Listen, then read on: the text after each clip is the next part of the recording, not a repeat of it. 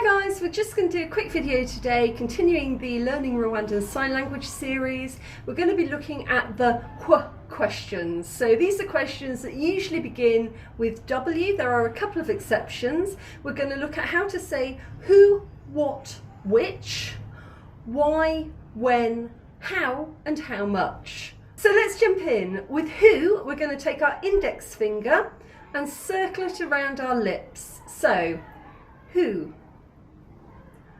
Who. So even if you're not saying the word, you still need to purse your lips a little bit. So what, we've just got our flat left hand and again our right index hand, and we're just bringing it down like this. What? A little bit of a frowny face, bit of a question on your face. What? What? What?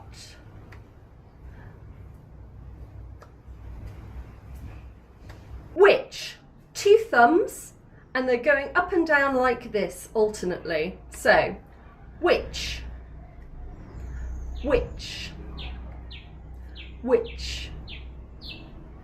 Now, why, in the Dictionary of Rwandan Sign Language from 2009, we had why starting off at the head like this, so flat hand against the forehead, and it's coming down to an A hand shape. Why? Again, a little bit frowny. Why? Why? But I recently asked the head of the Rwanda National Union of the Deaf just to clarify, and instead of coming down to an A hand shape, he was coming down to a Y hand shape, which does make sense if you're asking why. So I think maybe there has been an evolution or a slight change or a regional variation since the days when we made the A hand shape in the dictionary to today when it's the Y hand shape. But I would definitely use the one that RNUD are using now. So, why? Why? Flat hand shape down to the Y hand shape. If you don't know what hand shapes are, go and check the end of the first video in this series and that will explain everything you need to know about the different hand shapes. So, why? When? So, imagine we have a wrist on our watch. Our index finger is just going to flick off the back of our wrist. When? When? When? How, as in how do you do that? Both of our flat hands starting at chest level facing down, folding over to palms up. So, how? How? How? Okay, and the final one, how much? So we're starting with an O hand shape, and that is going to open to a 5 hand shape, and then we're going to wiggle our fingers. So, how much? How much? How much? O hand shape, 5 hand shape, wiggle. So if you're in the shops, you might say that. How much? Okay? Nangahe. Now, one thing to note in sign languages, and this is sort of sign languages around the world, I think, definitely America, UK, Rwanda, is that questions usually come at the end of the sentence. Whereas when we're asking a question in English, we start with the question. So we'd ask, who is that? In sign language, you would point to the person first, and then you would go who. So that person there, who? Or if you're in a shop, you might ask, how much is that? How much is that? But in sign languages, that, how much? That, how much? So you might ask somebody, why did you go there? Why did you go there? But in sign languages, usually it will be, you went, why? You went, why? You go there, why?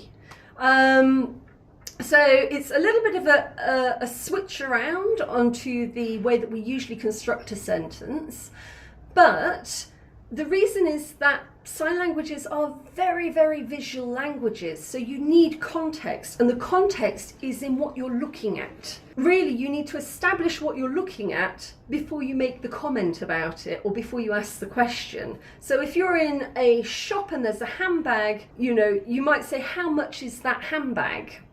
But in sign language, if you point at the handbag is how much. So we establish what we're looking at before we ask the question or before we say something. Now, I had a fantastic tutor called Shane when I was in university and I was studying sign language and deaf studies, and he kind of explained it like this, that in spoken English it's really easy to say, I was surprised because I was walking down the street and a cat jumped out at me. So I was surprised because I was walking down the street and a cat jumped out at me. But in sign languages, you need to set the picture before you can explain what happened within that picture. So it's like you open a storybook and you see that picture, and then you learn what the story is and what happened in that picture. So in sign language, you could say, I was surprised. Why? Because there was a street, I was walking down it and a cat jumped out at me. You could, but it would be very, very clunky. It wouldn't feel natural in sign language. In sign language, you begin with where you are. There's a street and I'm walking down it and a cat jumps out at me and I'm surprised. And you see how much clearer that flows. If I start with the street, then the hand movement becomes so much smoother. Street, walking, cat jumped out surprised. Everything flows into itself.